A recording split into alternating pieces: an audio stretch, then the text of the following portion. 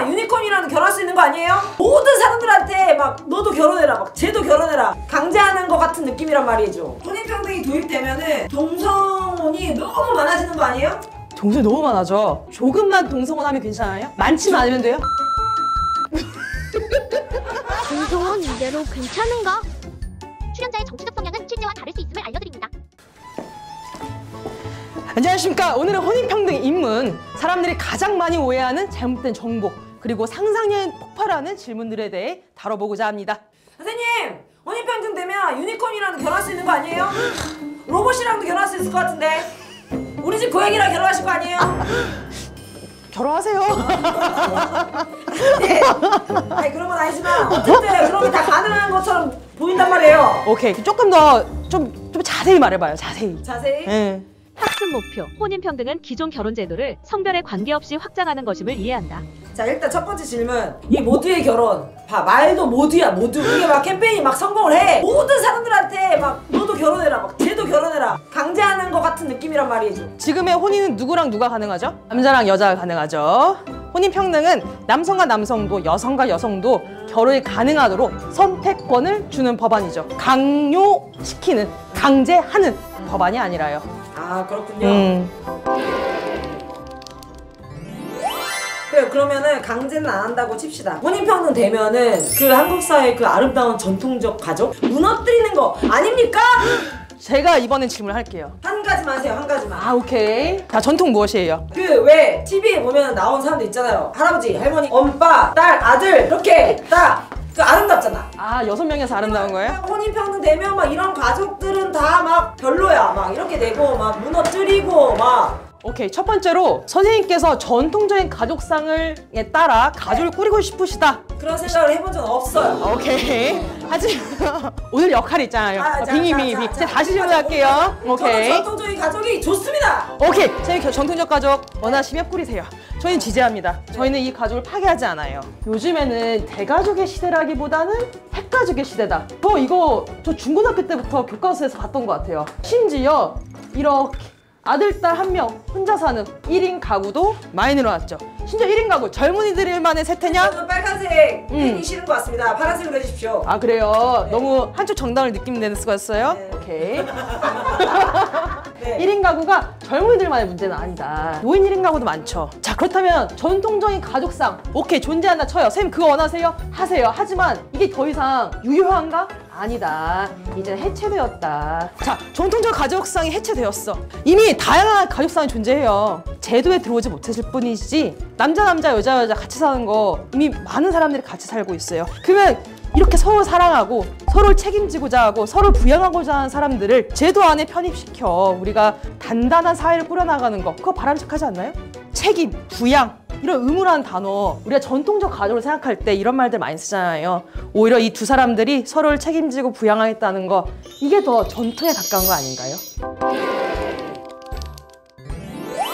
오케이, 알겠어요. 혼인평등이 도입되면은 동성혼이 너무 많아지는 거 아니에요?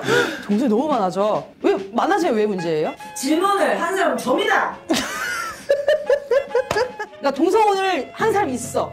그 사람이 조금만 동성혼 하면 괜찮아요? 많지만 않으면 돼요? 조금만 하면 괜찮을 것 같기도 해요. 너무 많아지진 않았으면 좋겠어. 아, 너무 많아지진 않았으면 좋겠어. 자, 성소수자가 우리 인구 중에 몇 %일 것 같아요? 성소수자 보통 우리 전체 인구의 한 5% 정도라고 하거든요. 그 5%, 그 중에 몇 명이나 또 결혼할까요? 이성애자들 이미 결혼이 가능하잖아요. 이들 다 결혼하고 있던가요? 뭐 높은 주거비용, 요즘에 결혼식 비용도 올라가, 같이 살기에는 뭐 물가도 올라서 빡세. 혼인제도 생겼다 하더라도 이들이 모두가 결혼을 한다? 라고 보기는 어렵겠죠. 아니 그러니까 그렇게 결혼하기 힘든데 집도 사기도 힘들고 조용히 사랑하고 예쁜 사랑하세요 이렇게 잘 살면 되는데 굳이 막 소송을 하고 막 기자회견을 하고 막 다른 사람들 다 결혼하라고 말하는 것 같이 막 그러면서 굳이 결혼을 꼭 해야 하나요? 소송이 싫으신 건가요 혹시? 그럼 시끄러운 게 싫은 거야? 시끄러운 게 싫으면 그냥 법 통과시키면 돼요. 시끄러운 이유는 안 해주고 그 제도가 없기 때문이죠. 맞죠? 그러면 빨리 사인해 주세요. 서명 사인해 주시고 국회에 압박 좀 해주시고. 오케이, 그럼 저희가 좀 덜 시끄러울 수 있어요. 하지만 아직 사회적 합의가 이루어지지 않았잖아요. 내가 결혼하는데 모든 사람이 다 동의해야 돼요? 그러면 선생님 결혼하실 때 양가 부모님 반대하면 안 하실 거예요? 돈을 30억 주면 안 하겠습니다. 오케이. 저도 30억 주면 고민해볼게요. 후원 기다리고 있습니다. 네. 요즘에 뭐 동성 부부들도 막 아이들 입양하고 막 그러더라고요. 근데 나는 애가 무슨 죄냐 싶어. 애들이 얼마나 혼란스러울 거야. 유치원에 가고 애들은 다 뭐 엄마 아빠 이렇고 엄빠라고 막 자랑하고 다니는데 나만 엄마 2명이야. 나만 아빠 2명이야. 애들이 막 나한테 놀려. 그럼 애들은 얼마나 혼란스럽고 얼마나 괴로울 거예요. 가족이 꼭 2명인 경우는 아니거든요. 한부모 가정이라고 존재하죠. 근데 이 한부모 가정이 비정상이에요? 잘못된 거예요? 우리는 한부모 가정을 더 특별하게 보호하지 이 사람들이 비정상이라 말하지 않습니다. 유치원에서 차별을 받거나 누군가한테 멸시, 혐오를 받는 것을 두고 이게 그 아이의 잘못이다, 그 가정의 잘못이다라고 말할 수 있나요? 아이 책임도 아니고 그 부모의 책임도 아니겠죠. 그 아이를 놀리는 사람의 잘못 아니에요? 내가 태어날 때부터 엄마가 둘이야, 아빠가 둘이야. 그럼 세상에는 그냥 이런 사람들만 있나? 나도 동성애자인가? 나 동성애자야겠네. 그런 거 아니에요? 저 이런 얘기하고 싶어요. 이성애자 부모 밑에서 동성애자가 태어나 버렸네요? 동성애자가 지금 어린이 되었네요? 그럼 반대로 동성애자 부모가 있어요. 엄마가 있고 아빠가 있어. 그럼 그 자식은 꼭 동성애자일까? 선생님들 부모님이 선생님 좀 실패한 것 같은데. 실패했어? 야, 부모님 하는 게 아니에요.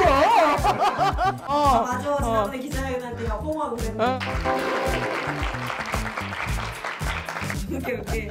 아니 왜 그런 거 있잖아. 아빠가 해줄 수 있는 역할 있고 엄마가 해줄 수 있는 역할이라는 게 있잖아.